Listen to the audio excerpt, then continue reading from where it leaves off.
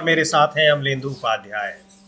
SIR को लेकर चुनाव आयोग तो घिरा है ही, लेकिन इस पर राजनीति भी जबरदस्त हो रही है और अब राजनीति का केंद्र बन गया है पश्चिम बंगाल, जहां आने वाले दिनों में विधानसभा चुनाव होने हैं।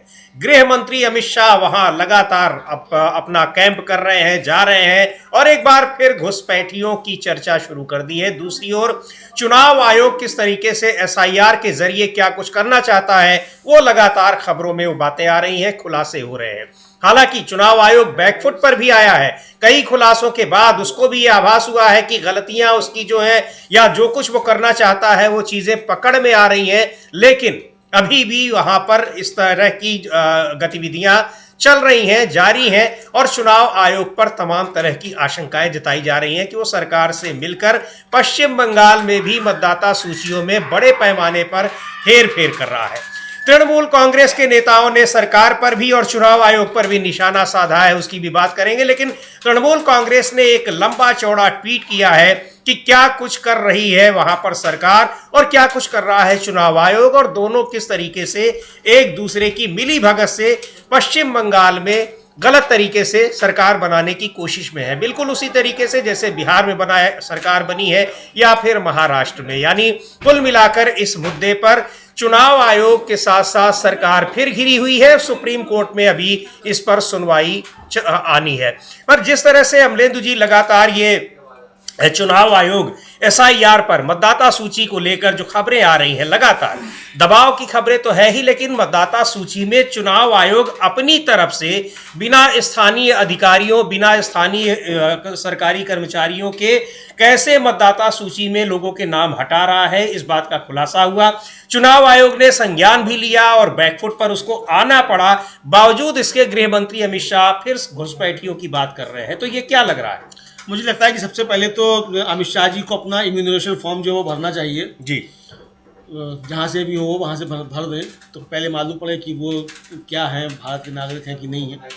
क्योंकि लगातार बात करना घुसपैठिए, चुनाव आयोग भी बात करे घुसपैठियों की, बोले घुसपैठिया एक भी नहीं। ये तो बड़ा संकट का सवाल है भाई। जो कागज पूरे देश भर से मांगे जाने हैं वो अमित शाह जी से भी मांगे जाए, मोदी जी से भी मांगे जाए, उनके पास वो कागज है कि नहीं, और ज्ञानेश कुमार जी से भी मांगे जाए जी। ज्ञानेश कुमार जी के माता पिता का नाम 2003 की सूची में था कि नहीं था, एसआईआर कई आ रही 2003 की, उसमें था कि नहीं था। विवेक जोशी जो है उनके माता पिता का नाम था कि नहीं था।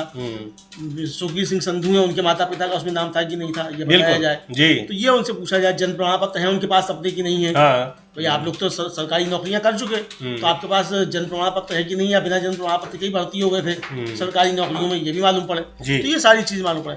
लेकिन समझिए ये तो खैर एक व्यंग की बात हो गई। कुल मिलाकर जो चुनाव आयोग के जरिए गड़बड़ी करने की कोशिशें की जा रही हैं, जो कि आरोप है तृणमूल कांग्रेस का साफ तौर पे, तो ये एक बड़ा चिंता का विषय है। अमित शाह जी कुछ कहे, वो एक राजनेता है, एक राजनीतिक दल के प्रतिनिधि हैं, वो कुछ भी कह सकते हैं, कुछ भी कर सकते हैं, उनको छूट है जी। इसलिए छूट है कि वो राजनीतिक आरोप प्रत्यारोप की बात है, वो भी कह सकते हैं। ममता बनर्जी उन पर आरोप लगा सकती हैं, बिल्कुल ममता बनर्जी पर आरोप लगा सकते हैं। लेकिन अगर चुनाव आयोग जो है एक संवैधानिक संस्था, वो राजनीतिक दलों के आरोप प्रत्यारोप में एक मोहरा बन जाए, तो ये बहुत ज्यादा चिंता का विषय है। देखने में ये आ रहा है कि चुनाव आयोग भारतीय जनता पार्टी का मोहरा बनकर ही काम कर रहा है, जो विपक्ष के आरोप हैं, और उसको खुद साबित करते हुए नजर आता है।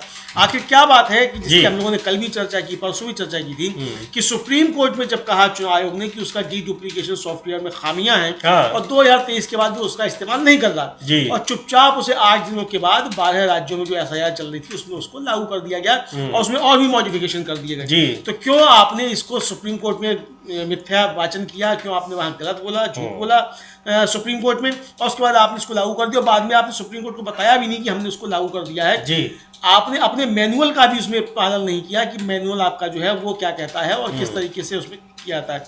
तो ये आरोप प्रत्यारोप जो लग रहे हैं, ये इसमें चुनाव आयोग बना हुआ है। और जो अब जब आप पे आपत्तियां उठी, अखबारों में खबरें आई कि ये आपने कर दिया है, उसके बाद फिर आप तुरंत बैकफुट पे आ गए और फिर आपने जो नए नोटिस इशू होने थे उन पर आपने रोक लगा दी जी। और सुनवाई पर आपने रोक लगा दी कि अब कोई नया नहीं जाएगा। फिर आपको स्वीकार करना पड़ा कि आपके डुप्लीकेशन सॉफ्टवेयर जो है उसने गलतियां की हैं, जबरदस्ती नाम काट दिए, ये आपको कहना पड़ा।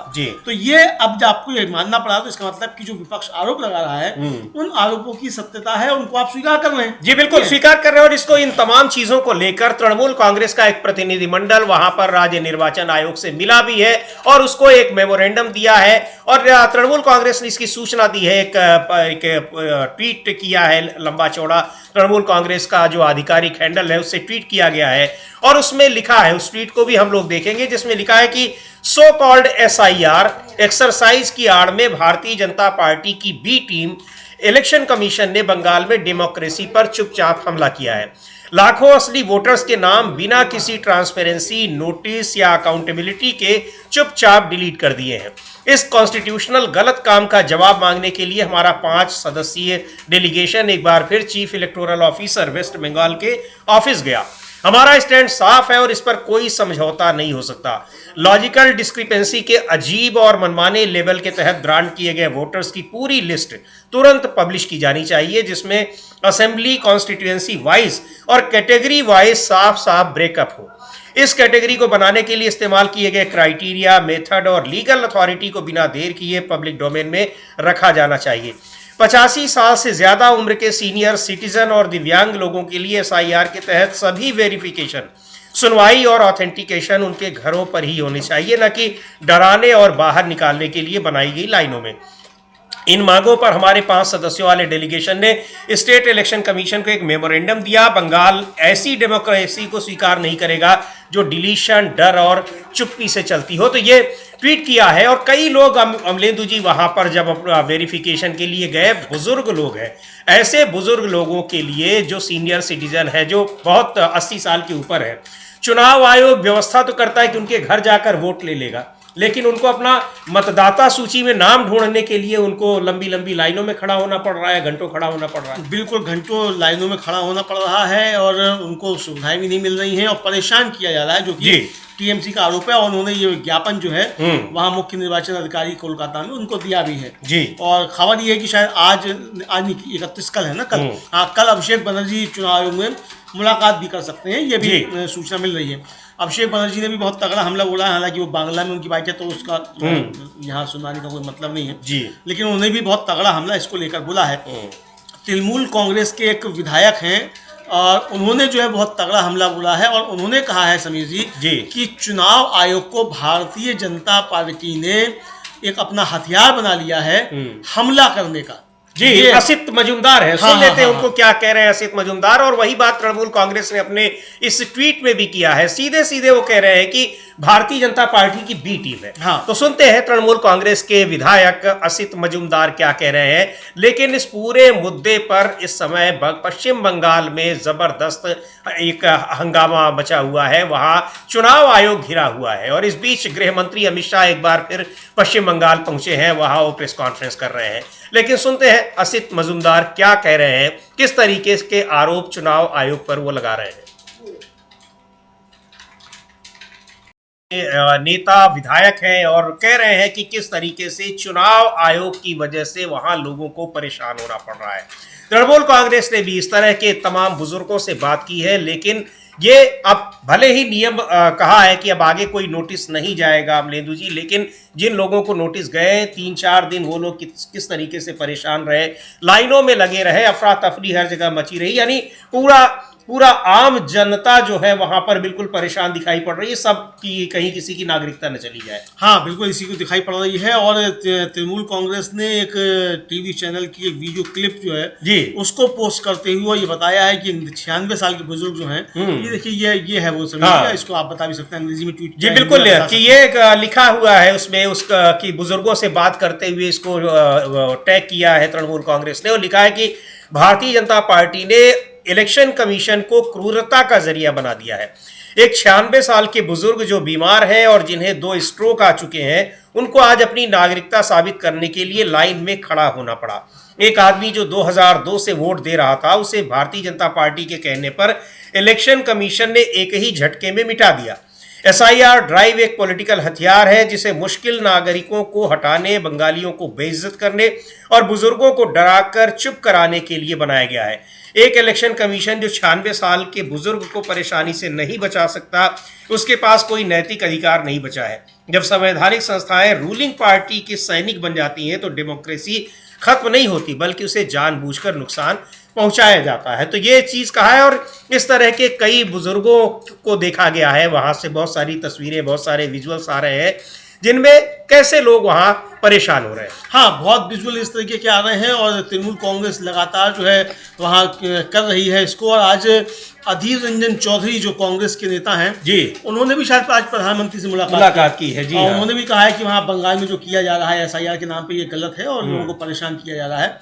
ये उन्होंने भी आज प्रधानमंत्री से मुलाकात करके कहा है सभी जी।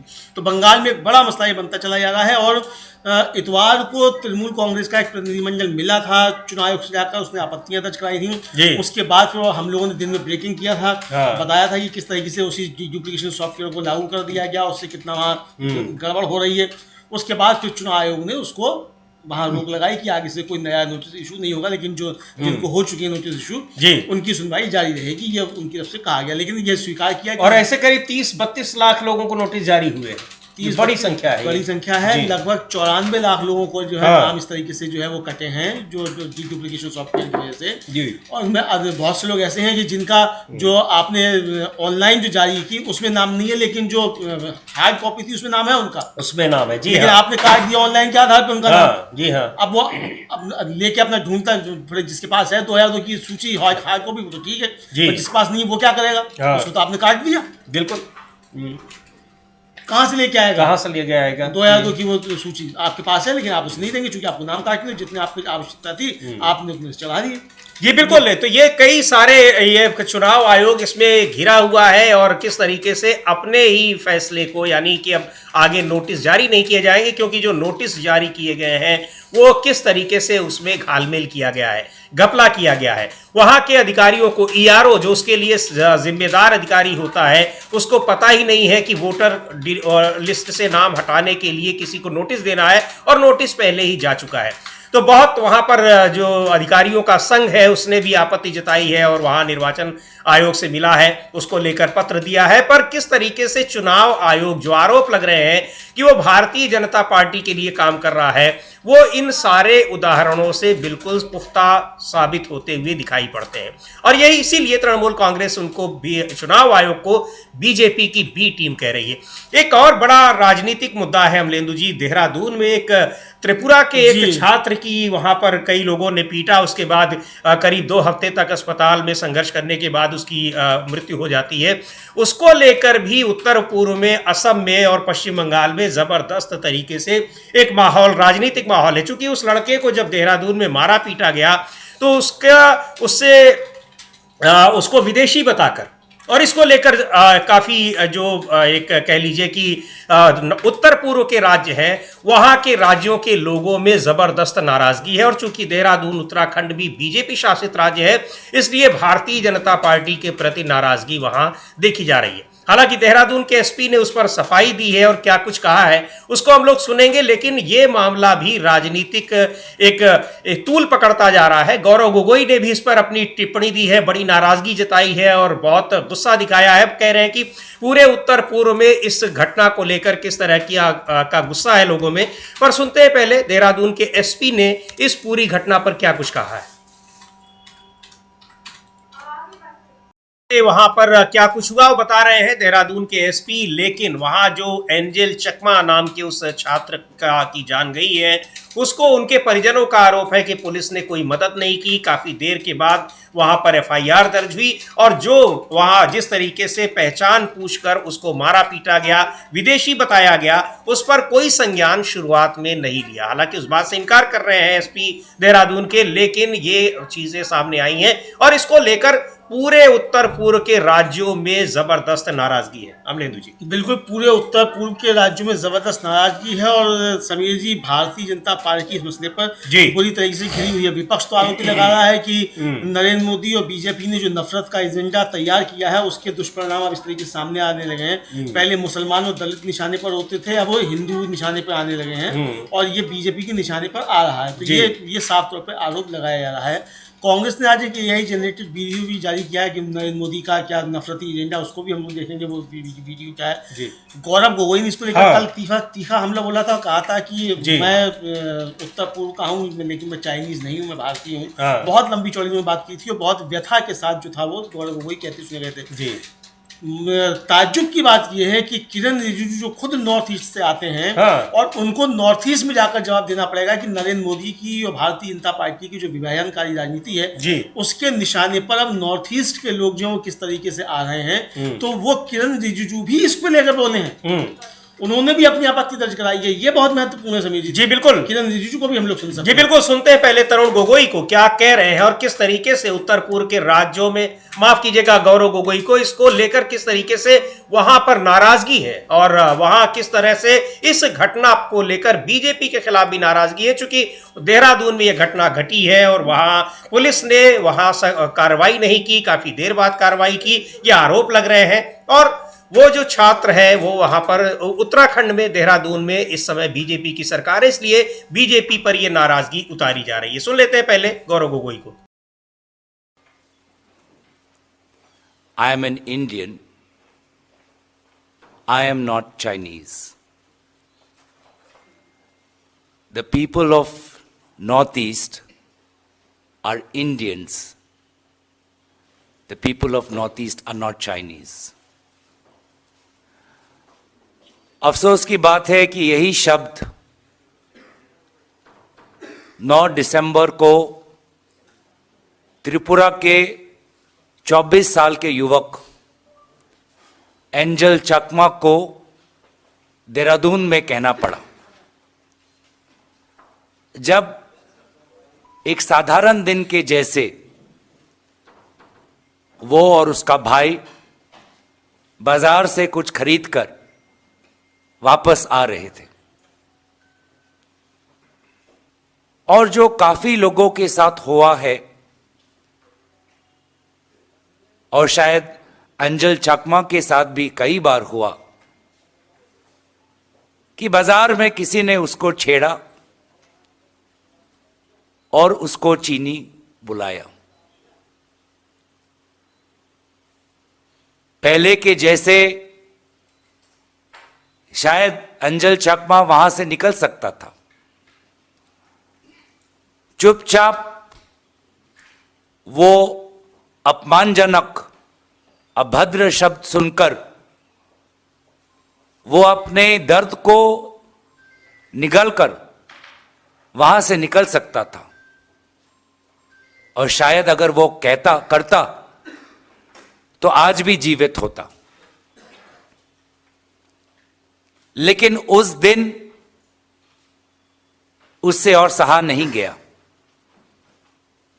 उस दिन सहनशीलता का बाड़ फूट गया और उसने वापस मुड़कर कहा कि मैं भारतीय हूं,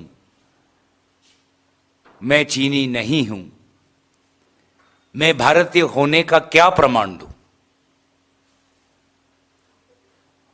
और जब उसने अपने पैरों पर खड़े होकर उन लोगों से आंख मिलाकर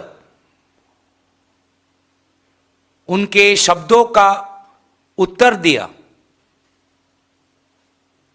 तो बजाय इस भारतीय युवा से गले मिलाकर, क्षमा मांगकर, दोस्ती बनाकर, उस समय 5 लोगों ने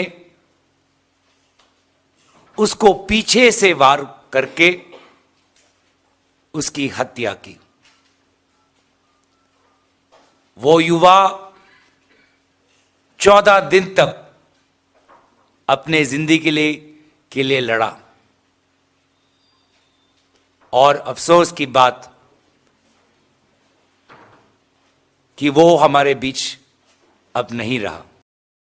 और आखिरकार उसकी जान चली गई, और इसको लेकर किस तरह से वहां नाराजगी है। और जैसा अभी बताया अमलेंदु जी ने कि उत्तर पूर्व के राज्यों का गुस्सा देखते हुए अब किरण रिजिजू जो संसदीय कार्य मंत्री है, बीजेपी के बड़े मुखर नेता हैं, उनकी भी पीड़ा दिखाई पड़ रही है। सुनते हैं क्या कहा है किरण रिजिजू ने, क्योंकि उनको पता है कि इस पर अगर जरा भी बचाव करने की कोशिश की गई तो उत्तर पूर्व में क्या हो सकता है। हाँ बिल्कुल, चूंकि उत्तर पूर्व में अब काफी ज्यादा बात ये बढ़ रही है, और पहले भी उत्तर पूर्व पूर्व के लोग जो है वो जहाँ जहाँ बीजेपी शासित राज्य है वहाँ काफी ज्यादा निशाने पर रहे।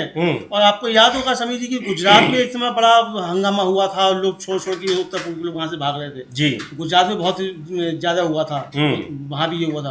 तो ये इसका मतलब कि उत्तर पूर्व के लोगों को निशाने पर लेके क्या बीजेपी शासित राज्यों में इस तरह की घटनाएं हो रही हैं और कोई ऐसा जहर बोया जा रहा है जो उत्तर पूर्व के लोगों के खिलाफ जो है वो लोगों की मानसिकता को बिगाड़ रहा है जी। इस तरीके के आरोप हैं। लेकिन किरण रिजिजू जो है वो बीजेपी का बचाव नहीं कर पा रहे हैं। जो बात कह रहे हैं वो भी समझा सकता है। वो कह रहे हैं कि साहब ये बहुत गंभीर विषय तो ये परिस्थितियां पैदा किसने की? बिल्कुल। आप डिवाइडर इन चीफ जो जिनको कहा गया था, ये उनके जो भाषण है कपड़ों से जो पहचान लेते हैं, तो कपड़ों से पहचानते हैं, आप चेहरे से पहचान रहे हैं, दोनों काम कर रहे हैं जी। आपके चेले आपसे 2 हाथ आगे निकले, आप तो कपड़ों से ही पहचानते थे, वो चेहरे से भी पहचान ले रहे हैं। तो ये है जी। तो सुनते हैं क्या कहा है किरण रिजिजू ने। और इस घटना को लेकर पूरे उत्तर पूर्व में जबरदस्त नाराजगी है। और चूंकि उत्तराखंड में बीजेपी का शासन है, बीजेपी वहां पर सरकार में है, तो बीजेपी के खिलाफ भी ये नाराजगी देखी जा रही है। सुनते हैं किरण रिजिजू को। रहे हैं अमलेंदु जी, लेकिन कह रहे हैं कि ये लॉ एंड ऑर्डर का मामला नहीं है। फिर अब लॉ एंड ऑर्डर का मामला क्या है? उसको 8-8, 10-10 लोग इतना एक साथ मिलके पीट रहे हैं बुरी तरीके से। अब लॉ एंड ऑर्डर फिर क्या है? वहां दूसरे राज्यों के लोग सुरक्षित अगर नहीं है तो फिर लॉ एंड ऑर्डर क्या है? हाँ, दूसरे राज्यों के लोग सुरक्षित नहीं है। और ये भी कह रहे हैं कि वो सिर्फ किसी को आप देख के जो है जाति नस्ल के नाम पे, मान लीजिए समीर जी कि अगर वो एंजल चकमा त्रिपुरा का ना हो कि चीन का ही नागरिक होता है ना जी, क्योंकि हमने तो ये सोच किया है ना वो चीनी नागरिक है, चीनी नागरिक जी, तो अंतरराष्ट्रीय स्तर पर क्या प्रतिक्रिया हो रही होती? फिर हमारे डिवाइडर इन चीफ कपड़ों से पहचान रहे होते, क्या कह रहे होते कि हम बिल्कुल कपड़ों से पहचान लेते हैं, ऐसा ही दंड दिया जाना चाहिए चीनी नागरिकों को, क्या ये होता?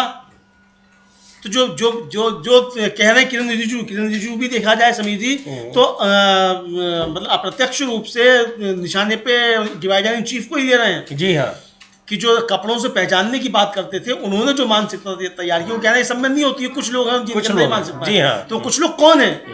वो कुछ लोग वही हैं जो कपड़ों से पहचानने वाले जो महामानव हैं, उनके शिष्य हैं जी, वही लोग हैं।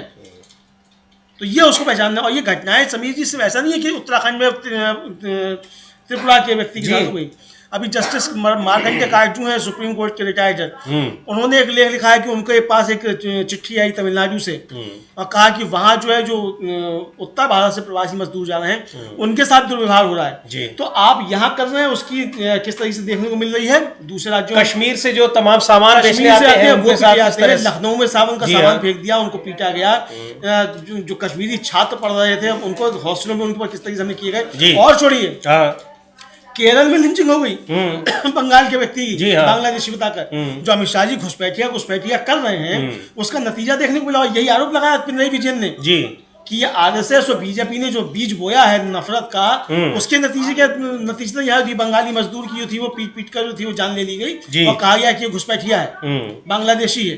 तो ये जो आप अपने सिर्फ छोटे से राजनीतिक स्वार्थ के लिए कि किस तरीके से आप सत्ता में आए और अपने जो आपके पूंजीपति मित्र हैं उनको देश के संसाधन बेचें, इस तुच्छ राजनीतिक स्वार्थ के लिए आप देश के अंदर किस तरीके से अमन चैन खराब कर रहे हैं और देशवासियों को आपस में इस तरीके से आप लड़ा रहे हैं कि एक दूसरे की जान लेने पर उतारू हो जा रहे हैं जी। ये इसके नतीजे समीर जी आज आपको लग सकता है कि आपने डिवाइडर इन चीफ जो है उन्होंने देश को अच्छी तरह से डिवाइड कर दिया है, लेकिन इसके नतीजे आने वाले दिनों में इस देश के लिए बहुत गंभीर होंगे और फिर स्थितियां आपसे भी संभलेंगी नहीं जी। बिल्कुल। और इधर जो हम लोग बात कर रहे हैं कि पश्चिम बंगाल में किस तरह से इसी को घुसपैठियों के ही मुद्दे को लेकर एक बार फिर गृह मंत्री अमित शाह गए हैं और वो वहां पर कह रहे हैं कि घुसपैठियों को बाहर निकालना ही इस बार चुनाव का मुद्दा होगा। अमलेंदु जी, अपने खुद गृह मंत्री इसके लिए जिम्मेदार हैं, क्योंकि अगर घुसपैठिए पिछले 10-11 साल से बाहर से किसी दूसरे देश से अवैध तरीके से बाहर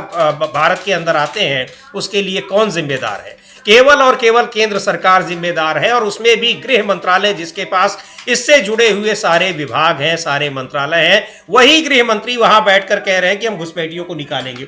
लेकिन पिछले 4-5 चुनाव से हम लोग देख रहे हैं घुसपैठियों को निकालने पर एक भी घुसपैठिया ना तो निकल पाया, और चुनाव आयोग जो घुसपैठियों को निकालने के लिए बिहार में SIR करा रहा था, उसने कहा कि घुसपैठिया तो कोई मिला ही नहीं हमें। घुसपैठिया कोई मिला ही नहीं, घुसपैठिया तो एक नहीं निकाला। 55,000 वर्ग किलोमीटर भूमि जो है भारत की, वो मोदी जी दे आए बांग्लादेश को।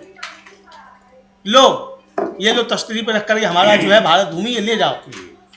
जो टुकड़े टुकड़े करने की बात थी, टुकड़े टुकड़े कर दिए भारत माता की मोदी जी ने। जी जाके दे आए 55,000 वर्ग किलोमीटर बांग्लादेश को, और एक भी बांग्लादेशी घुसपैठ, अरे भैया अगर बांग्लादेशी घुसपैठिए थे तो उनको उसी 55,000 वर्ग किलोमीटर पर बसा के कहते लो ले जाओ आपने, हम जमीन के साथ दे रहे हैं तुमको। तो लेकिन आपने जमीन दे दी, घुसपैठिया एक भी नहीं दिया, और आज आप भाषण दे रहे हैं। भाई आखिर आपने बिहार का चुनाव इसी पे लड़े थे ना, कितने घुसपैठिए निकाल दिए आपने बिहार में? झारखंड का चुनाव भी घुसपैठियों पे लड़े थे, कितने आपने निकाल दिए? आप महाराष्ट्र का चुनाव लड़े, कितने निकाल दिए? हरियाणा में कितने आपने निकाले? जी तो जवाब देना चाहिए ना। गृह मंत्री आप हैं देश के हैं, और घुसपैठिए घुस जा रहे हैं, तो नाकामी किसकी है? आपकी नाकामी है। और कह रहे हैं कि बंगाल, पश्चिम बंगाल का बॉर्डर सील किया जाना जरूरी है। तो भाई कौन सील करेगा? राज्य सरकार तो बॉर्डर सील नहीं करेगी। वैसे भी समीर जी जो नया कानून ले आए हैं संशोधन करके, जी बॉर्डर का 50 किलोमीटर का एरिया तो अमित शाह जी के अंडर में बीएसएफ उसकी देखभाल करती है बिल्कुल। तो आप उसे सील कीजिए, जहाँ खोलिए, तो आपके हाथ में है जी। तो अगर घुसपैठ हो रही है तो वह बिना आपकी अनुमति के थोड़ी हो रही है। तो ये अनोखी सरकार 78 सालों में देखने को मिली है समीर जी, जो खुद अपने ऊपर सवाल खड़े करती है।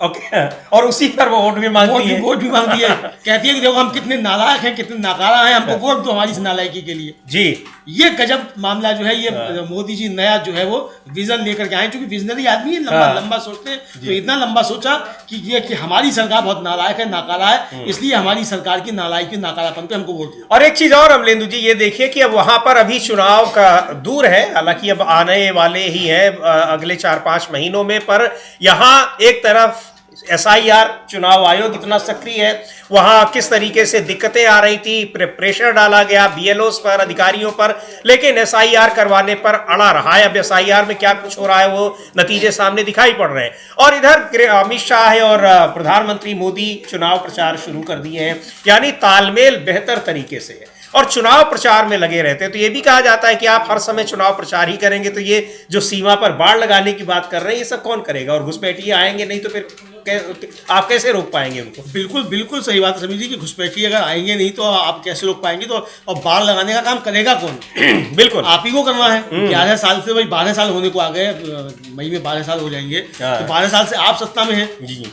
और देखिए समीर जी, 12 राज्यों में SIR कराई गई, 12 राज्यों में लगभग जो है वो 9 करोड़ या 10 करोड़ के आसपास घुसपैठिए मिल गए हैं।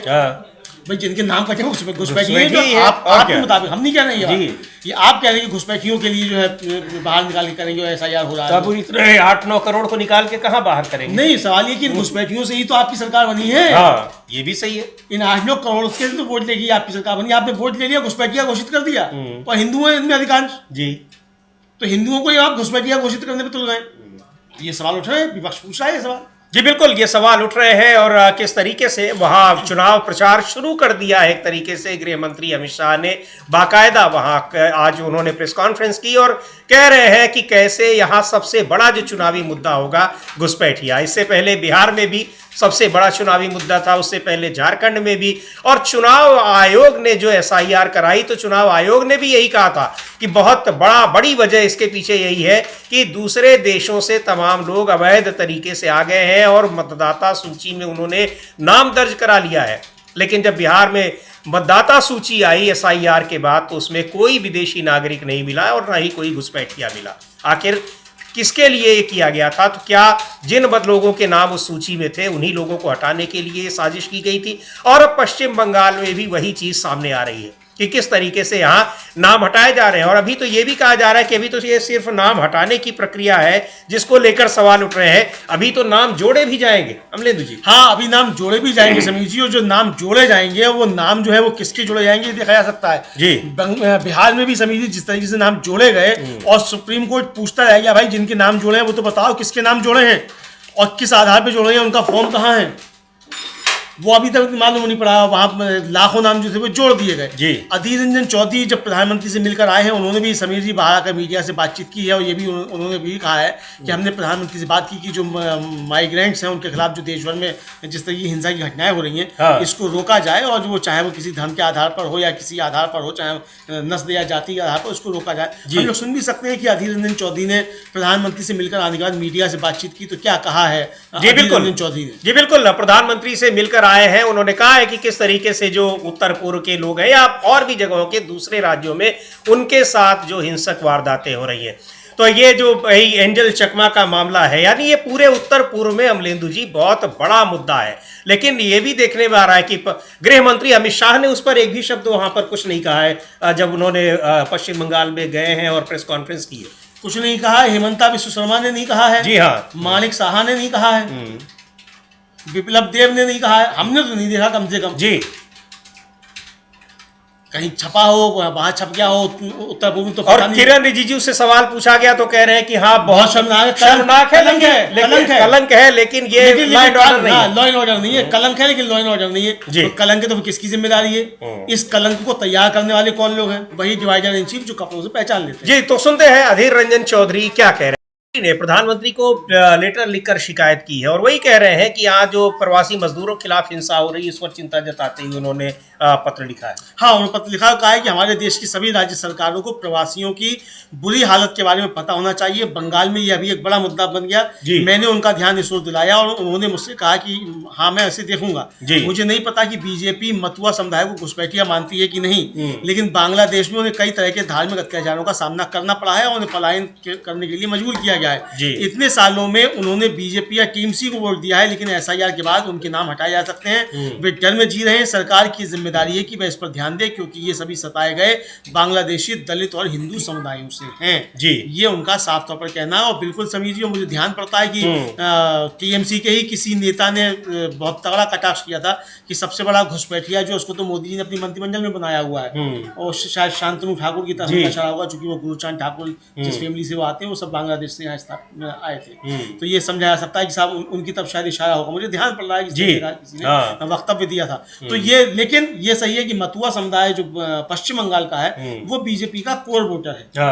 और इस एसआईआर में क्या जो नाम काटे गए हैं उसी के, चूंकि एक खबर ही आई थी कि जो मोस्टली नाम कटे हैं एसआईआर में, ये एक खबर थी कि उनमें दास और सिंह सरनेम वाले ज्यादा है। जी, तो ये दास और सिंह वाले जो हैं, ये इसका मतलब कि मथुआ समुदाय के नाम कटे हैं, इसका मतलब तो यही समझा जाता है। जी, तो ये चिंता जो जता रहे हो, ये भी कह रहे हैं अधीर रंजन चौधरी की ये मतदाता जो है, मतलब ये मथुआ समुदाय जो है ये बीजेपी और टीएमसी का मतदाता है। जी, बीजेपी में जाने से पहले ये टीएमसी का ही मतदाता हुआ करता था।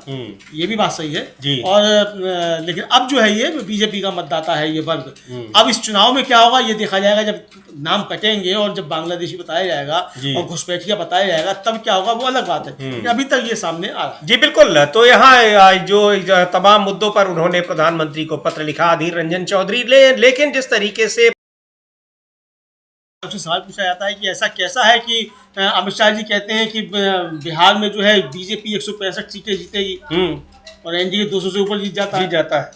तो ऐसा कौन सा प्रजातांत्रिक नुस्खा है जो अमित शाह जी को मालूम है और चुनाव आयोग उसको सही कर देता है? तो ये सवाल विपक्ष पूछ रहा है जी कि आप हरियाणा में कहते हैं कि इतनी सीटें जीतेंगे उतनी आप जीत जाते हैं, महाराष्ट्र में आप कहते हैं उतनी जीत जाते हैं। भाई आखिर ऐसा कौन सा आपके पास कंपास है जिससे आप नाप लेते हैं पहले से ही कि लोकसभा चुनाव में आप हार जाएंगे, विधानसभा चुनाव में आप जो उससे जीत जाएंगे, हवा एकदम पलट जाएगी? क्या आखिर आप 3 महीने में कर देते हैं ऐसा? बिल्कुल। और इसको लेकर ये जो वहां पर एंजल चकमा को मारा गया देहरादून में, उसको लेकर उत्तर पूर्व में नाराजगी है, बीजेपी के खिलाफ नाराजगी है, चूंकि बीजेपी शासित राज्य है। दूसरी ओर पार्टी के नेताओं पर, भारतीय जनता पार्टी पर आरोप लग रहे हैं कि इस तरह के अपराधियों को बचाने का काम करती है। कुलदीप सेंगर के मामले में हालांकि कल सुप्रीम कोर्ट ने बड़ी राहत दी, लेकिन वो एक मुद्दा अभी भी बना हुआ है, उसको लेकर फिर से सवाल उठ रहे हैं। लेकिन एक और बड़ा मुद्दा है कि कैसे प्राकृतिक संसाधनों को बड़े उद्योगपतियों को सरकार सौंप देती है बिना इस बात की परवाह किए कि उनसे पर्यावरण को खतरा होगा, यानी अरावली का मुद्दा। इसको लेकर दीपेंद्र हुड्डा ने जब सुप्रीम कोर्ट ने कल अपने ही फैसले पर रोक लगाई, उन्होंने एक प्रेस कॉन्फ्रेंस की और उसको लेकर बातें कही कि कैसे सरकार एक षड्यंत्र रच रही थी कि अरावली को ही खत्म कर दिया जाए और खनन के जरिए उसमें जो प्राकृतिक संसाधन है उसको निकाल लिया जाए। सुनते हैं क्या कहा दीपेंद्र हुड्डा ने। फैसला है, सुप्रीम कोर्ट ने अपने ही फैसले पर स्टे लगाया है और इसको लेकर जयराम रमेश ने, कांग्रेस के नेता है, पर्यावरण मंत्री रह चुके हैं, उन्होंने कई सारे सवाल पूछे हैं और एक ट्वीट किया है। उन्होंने इस फैसले के बाद भी ये कहा कि कैसे वहां पर्यावरण मंत्री भूपेंद्र यादव कांग्रेस पार्टी को ही, जयराम रमेश को ही घेरने में लगे थे, लेकिन वहां आखिरकार सुप्रीम कोर्ट को भी ये लगा कि कैसे इसके खिलाफ पूरा का पूरा एक जन आंदोलन खड़ा हो रहा है, आम लोग इसके विरोध में है, इसलिए स्टे लगा दिया अपने ही फैसले पर। जयराम रमेश लिख रहे हैं कि जो उन्होंने ट्वीट किया है, उनके ट्वीट को देखते हैं कि कल सुप्रीम कोर्ट ने अरावली की परिभाषा में बदलाव को लेकर 20 नवंबर 2025 को दिए गए अपने ही फैसले को स्वतः संज्ञान लेते हुए वापस ले लिया, जबकि मोदी सरकार ने उस फैसले को पूरे उत्साह के साथ अपनाया था। सुप्रीम कोर्ट का यह कदम अत्यंत आवश्यक और स्वागत योग्य था। अब पर्यावरण से जुड़े 3 अन्य महत्वपूर्ण और तात्कालिक मुद्दे हैं जिन पर माननीय सुप्रीम कोर्ट को अरावली मामले की तरह ही स्वतः संज्ञान लेकर हस्तक्षेप करना चाहिए। 6 अगस्त 2025 को सुप्रीम कोर्ट ने राजस्थान सरकार और भारत सरकार के सरिस्का टाइगर रिजर्व की सीमाओं को दोबारा तय करने के प्रस्ताव पर रोक लगा दी थी। इसके तहत लगभग 57 बंद खदानों को खोलने का रास्ता बनाया जा रहा था। इस प्रस्ताव को साफ तौर से खारिज कर देना चाहिए। 18 नवंबर 2025 को सुप्रीम कोर्ट ने अपने ही 16 मई 25 के उस फैसले की समीक्षा का दरवाजा खोल दिया था जिसमें पूर्व प्रभाव से दी जाने वाली पर्यावरणीय मंजूरियों पर रोक लगाई गई थी। ऐसी मंजूरियां न्याय शास्त्र की बुनियाद के विरुद्ध है और इनको भी चूंकि नियमों और प्रावधानों को अक्सर जानबूझकर इस भरोसे के साथ दरकिनार किया जाता है कि परियोजना शुरू हो जाने के बाद निर्णय प्रक्रिया को मैनेज कर लिया जाएगा। तीसरी बात, नेशनल ग्रीन ट्रिब्यूनल की स्थापना अक्टूबर 2010 में संसद द्वारा पारित एक अधिनियम के तहत सुप्रीम कोर्ट से विस्तृत परामर्श और उसके पूर्ण समर्थन के साथ की गई थी। पिछले 1 दशक में इसकी शक्तियों को पूरी तरह से कमजोर कर दिया गया है।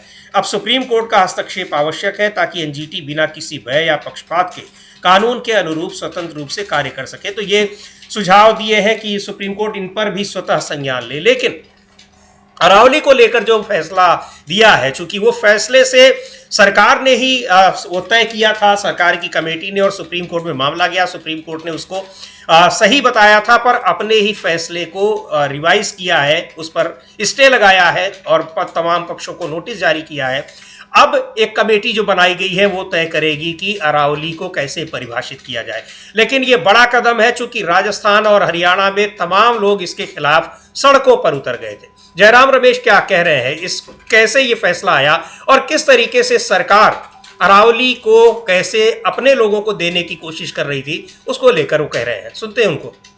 मांग रहे हैं क्योंकि जब वहां सुप्रीम कोर्ट के फैसले के बाद वो कांग्रेस के लोगों पर आरोप लगा रहे थे और किस तरीके से अरावली को काटने को, यानी अरावली को खत्म करने के फायदे बताए जा रहे थे। कई मीडिया संस्थान, कई बड़े संपादक भी बड़े उसके फायदे गिना रहे थे और ये कह रहे थे कि वायु प्रदूषण बढ़ रहा है दिल्ली में, उसकी वजह से वो बता रहे थे।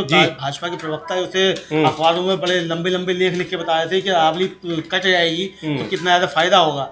कल भी मैंने न्यूज पेपर में टिप्पणी की थी समीर जी कि ये कुछ भी कर सकते हैं क्योंकि इनके पर्यावरणविद, इनके इतिहासकार, इनके योजनाकार कुछ भी कह सकते हैं कि अरावली की पहाड़ियों से आतंकवाद आ रहा था, इसलिए उसको हटाना जरूरी था, काट दिया जाएगा, अरावली काट दी जाएगी तो आतंकवाद रुक जाएगा। ये भी कह सकते हैं, ये भी कह सकते हैं इसकी वजह से दिल्ली में बाढ़ आ जाती है तो अरावली कट जाएगी तो बाढ़ रुक जाएगी। ये कुछ भी कह सकते हैं। बहुत ज्ञानवान लोग हैं, लंबा सोचते हैं, मोदी जी से प्रेरणा लेकर बहुत एक तरीके से कहा जाए कि विजन के साथ सोचते हैं, लंबा विजन है तो लंबे विजन से कुछ भी कह सकते हैं।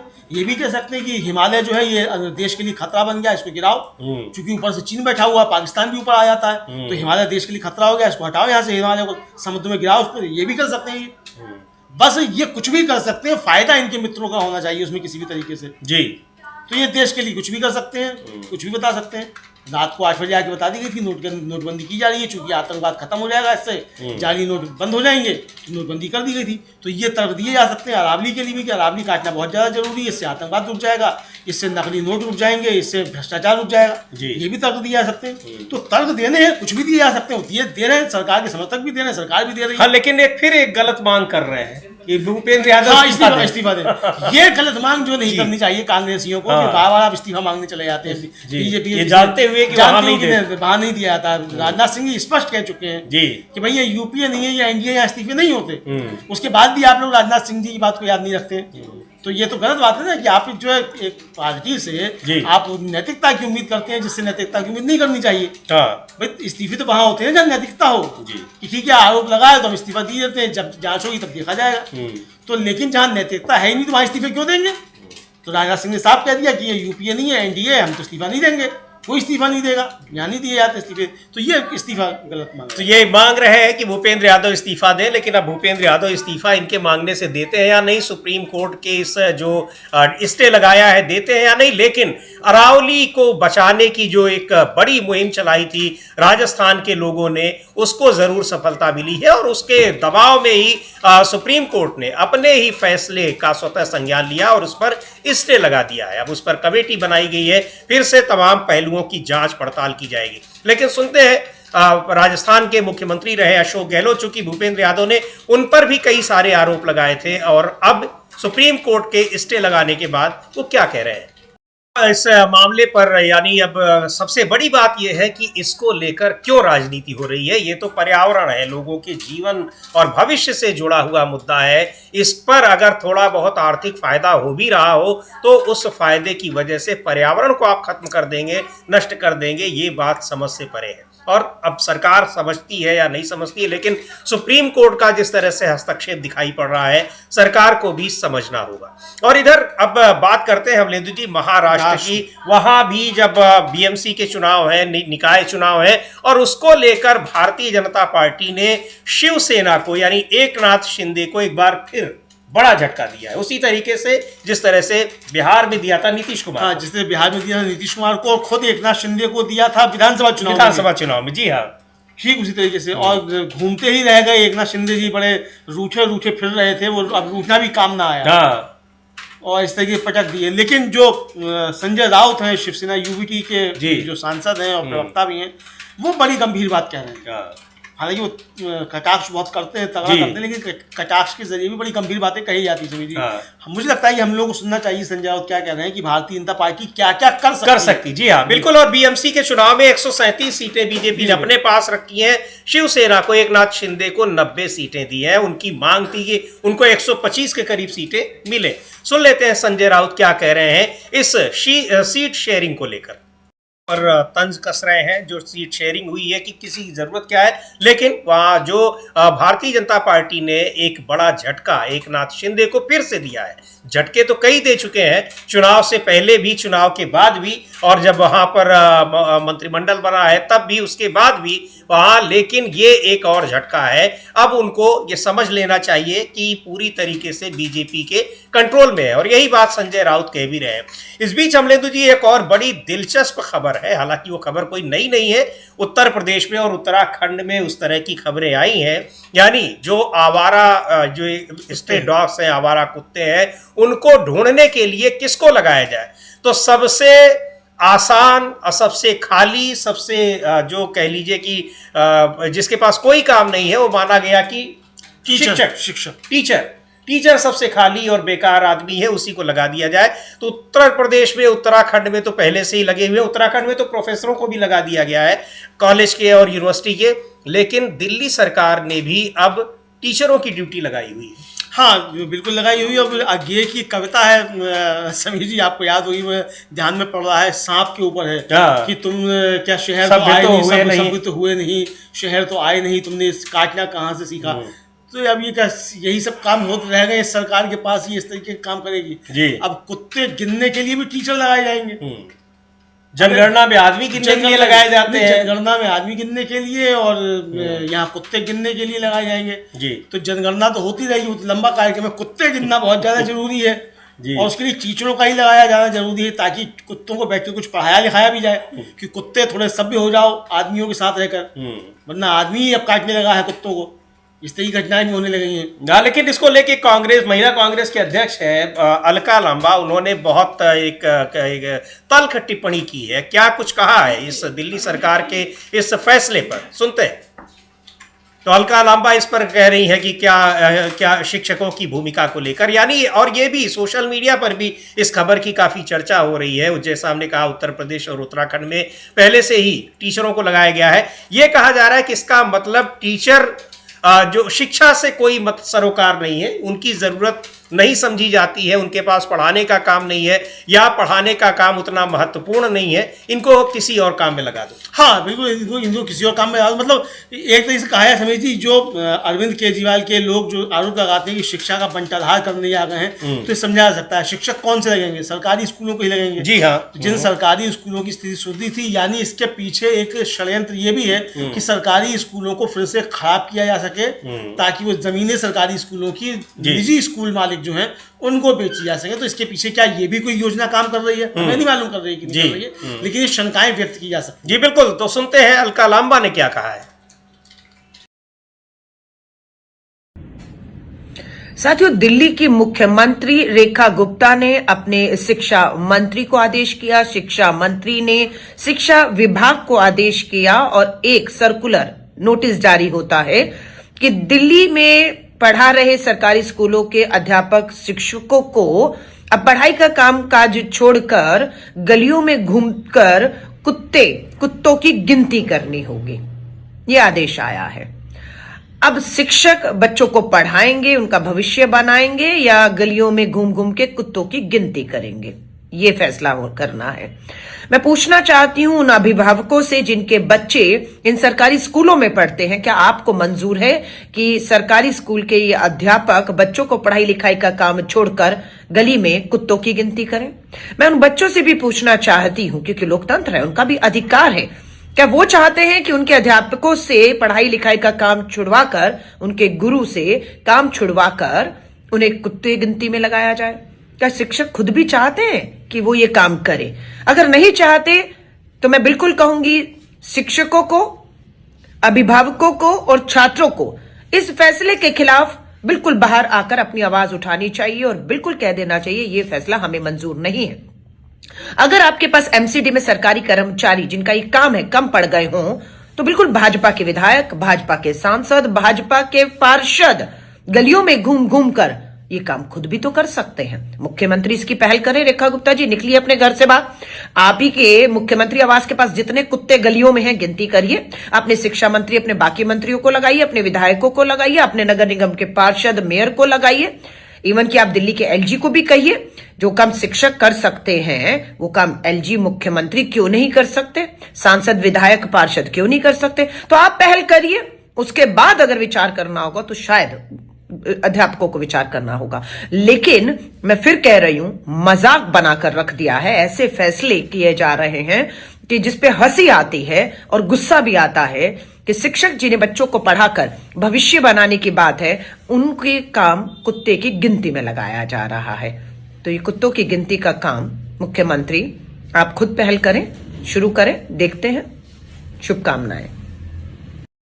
अध्यापकों को, सरकारी स्कूल के अध्यापकों को कुत्तों की गिनती में लगाया गया है। और दिल्ली में भी जब विधानसभा चुनाव हुए थे तो बीजेपी लंबे समय बाद वापसी की थी और यहाँ भी घुसपैठियों को बाहर निकालने की बात कर रही थी। तो बाहर घुसपैठियों को निकाले जाते हैं और सरकार बनने के बाद फिर अध्यापक, जो स्कूलों के अध्यापक हैं, उनको कुत्तों की गिनती में लगा दिया जाता है। अब एक बार फिर पश्चिम बंगाल में यही मांग हो रही है, लेकिन पश्चिम बंगाल में एसआईआर को लेकर सरकार भी घिरी हुई है और चुनाव आयोग भी घिरा हुआ है। बहुत सारी चीजें हैं, लेकिन किस तरीके से कई मुद्दे हैं जो पश्चिम बंगाल में इस समय राजनीति का केंद्र बने हुए हैं। गृह मंत्री अमित शाह एक बार फिर वहां घुसपैठियों को बाहर करने की बात कर रहे हैं। क्या होता है, किस तरह क्या एसआईआर को लेकर आगे क्या होता है, चुनाव आयोग इस पर क्या करता है, क्योंकि चुनाव आयोग बैकफुट पर धीरे धीरे आ रहा है, लेकिन सुप्रीम कोर्ट में इस मामले की सुनवाई चल रही है। वहां क्या कुछ होगा, असली फैसला वहां होगा।